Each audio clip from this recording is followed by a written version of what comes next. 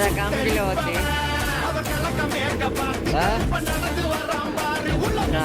அதை தானே கம்பியில் ஓட்டி அதையும் சொல்லுங்க கம்மீரா கம்மதி